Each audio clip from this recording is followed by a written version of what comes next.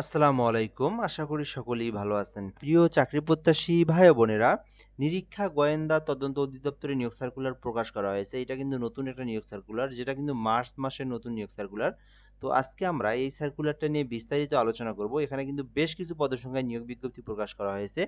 যেখানে SSC pass থেকে শুরু করে SSC, HSC, honours, degree, masters সকল শিক্ষাগত যোগ্যতায় আলাদা, আলাদা পদসংখ্যা রয়েছে।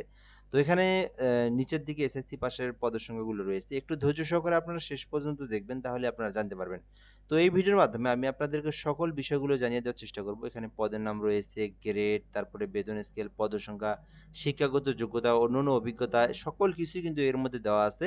এই বিষয়গুলো দেখে দেব, কিভাবে আপনি আবেদন করবেন, ঘরে বসে থেকে কিভাবে আবেদন করবেন, কিভাবে পেমেন্ট করবেন, সকল কিছু এই ভিডিওর মাধ্যমে একদম A to Z বিস্তারিত আলোচনা করা হবে। ধৈর্য সহকারে শেষ পর্যন্ত দেখবেন, না টেনে দেখবেন। আরেকটা বিষয় হচ্ছে, যারা আমাদের এই চ্যানেলে ভিডিওটা নতুন দেখতেছেন, অবশ্যই চ্যানেলটিতে সাবস্ক্রাইব করে রাখবেন। আমরা বাংলাদেশের সকল নিয়োগ সার্কুলারগুলো প্রকাশ হওয়া মাত্রই এখানে আপলোড দিয়ে থাকি। তো অবশ্যই আপনি আমাদের চ্যানেলে সাবস্ক্রাইব করে যুক্ত থাকবেন। অর্থ মন্ত্রণালয় অভ্যন্তরীণ সম্পদ বিভাগের স্মারকের প্রেক্ষিতে জাতীয় অনুযায়ী নিরীক্ষা গোয়েন্দা ও তদন্ত অধিদপ্তর মূল সংযোজন কর ঢাকায় রাজস্ব খাতভুক্ত নিম্নোক্ত শূন্যপদসমূহে অস্থায়ী ভিত্তিতে সরাসরি নিয়োগের লক্ষ্যে পদের পাশে বর্ণিত শর্তে বাংলাদেশের প্রকৃত নাগরিকদের নিকট হতে অনলাইনে আবেদনের জন্য আহ্বান করা যাচ্ছে। তো এই বিষয়টা একটু আমি আপনাদেরকে সুন্দর করে ক্লিয়ার করে দেই। এটা হচ্ছে অর্থ মন্ত্রণালয় থেকে প্রকাশিত, যেটা কিন্তু নিরীক্ষা গোয়েন্দা তদন্ত অধিদপ্তর প্রতিষ্ঠানের নাম। এখানে নিয়োগ বিজ্ঞপ্তি প্রকাশ করা হয়েছে, যেটা রাজস্ব খাতভুক্ত সরকারি স্থায়ী নিয়োগ সার্কুলার, যেখানে বাংলাদেশের যেকোনো জেলার যেকোনো প্রার্থী যে কেউ চাইলেই অ্যাপ্লিকেশনটা করতে পারবে। আচ্ছা, ১ নম্বরে পদের নাম রয়েছে সার্টিফিকেট কাম কম্পিউটার অপারেটর। ১৩ গ্রেডে ২টি পদ রয়েছে। শিক্ষাগত যোগ্যতা চাওয়া হয়েছে কোনো স্বীকৃত বিশ্ববিদ্যালয় হইতে অনন্য ২য় শ্রেণী বা সমমানের সিজিপিএতে স্নাতক অথবা ডিগ্রি থাকতে হবে। এক কথায়, যারা অনার্স পাস করেছেন অথবা ডিগ্রি পাস করেছেন এবং সার্টিফিকেট কাম কম্পিউটার একটা ট্রেনিং রয়েছে, আপনার এইরকম একটা গতি রয়েছে, যেখানে বাংলায় ৫০ শব্দ, ইংরেজিতে ৮০ শব্দ, এরকম একটা যাদের গতি রয়েছে, তারাই কিন্তু এইটাতে আবেদন করতে পারবে। আর এরপরে দেওয়া রয়েছে উচ্চমান সহকারী পদ রয়েছে ২টি, যেখানে আবেদনের জন্য শিক্ষাগত যোগ্যতা চাওয়া হয়েছে স্নাতক অথবা সমমানের ডিগ্রি। যারা অনার্স পাস করেছেন অথবা যারা ডিগ্রি পাস করেছেন, আপনারা কিন্তু উচ্চমান সহকারী পদে আবেদন করতে পারবেন। আর এখানে কম্পিউটার সম্পর্কে বেসিক নলেজ জানা থাকলে অ্যাপ্লিকেশন করা যাবে।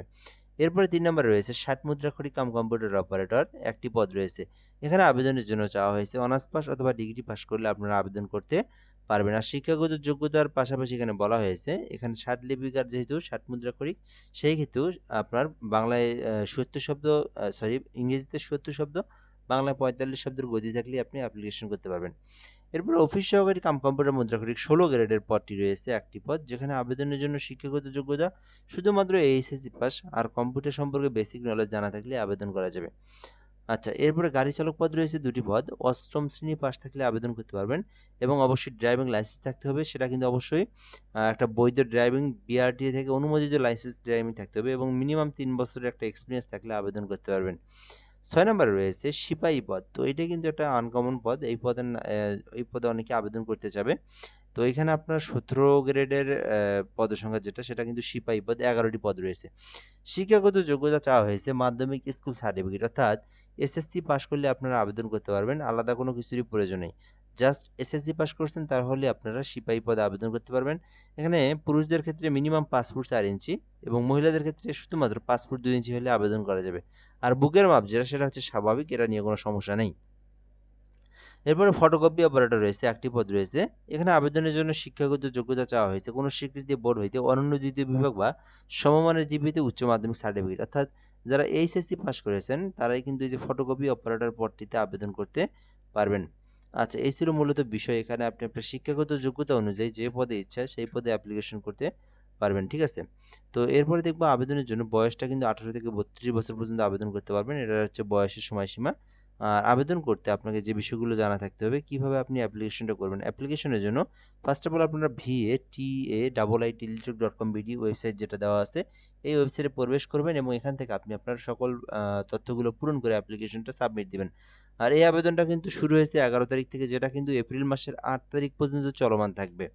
আর কেউ যদি আমাদের মাধ্যমে আবেদন করে নিতে চান, ঘরে বসে থেকে একদম নির্ভুলভাবে অ্যাপ্লিকেশন করে নিতে চান, সেক্ষেত্রে হোয়াটসঅ্যাপ নাম্বারে এসএমএস করবেন। আমরা কিন্তু একদম একটা ফর্ম দেবো, ওই ডকুমেন্টগুলো আপনি পূরণ করে দিবেন। আমরা আপনাকে অ্যাপ্লিকেশন করে সঙ্গে, সঙ্গে অ্যাপ্লিকেশনের কপিটা পাঠায় দেবো, ঠিক আছে? তো চাইলে আপনি আমাদের মাধ্যমে আবেদন করলে এই নাম্বারে যোগাযোগ করতে পারেন। আর এরপর আমরা এখান থেকে দেখবো আপনারা এই ৪ তারিখ পর্যন্ত ৮ তারিখ পর্যন্ত আবেদন করতে পারবেন। আর আবেদনের পরে আপনাকে একটা পেমেন্ট করতে হবে, যেটা হচ্ছে সরকারি ফি যেটা, সেটা কিন্তু আপনাকে দিয়ে দিতে হবে। তো এখানে ১, ২, ৩, ৪, ৫ এর মধ্যে কেউ আবেদন করলে তাকে ৳১১২ ফি জমা দিতে হবে।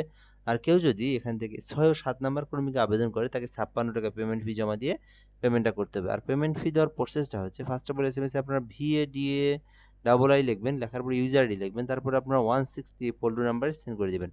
সেন্ড করে দিলে একটা পিন নাম্বার দেওয়া হয়। আবার আপনারা একটা এসএমএস লিখবেন VATA ডাবল আই, ইয়েস লেখার পরে পিন নাম্বারটা দিবেন। তারপরে 163 নাম্বারে সেন্ড করলে আবার আপনারা আ এ সেন্ড করলে তখন আপনার কিন্তু পেমেন্টটা হয়ে যাবে, সাকসেসফুল হয়ে যাবে। দেন আপনার আবেদনটাও কিন্তু সম্পূর্ণ হয়ে যাবে। তো এই ছিল মূলত আজকের ভিডিও। তো যারা আবেদন করতে চান দ্রুত সময়ের মধ্যে আবেদন করবেন। এটা কিন্তু সরকারি স্থায়ী একটা নিয়োগ সার্কুলার, যেটা কিন্তু একটা গোয়েন্দা অধিদপ্তরের একটা নিয়োগ সার্কুলার। তো যাই হোক, এ পর্যন্তই। ভালো থাকবেন। আসসালামু আলাইকুম।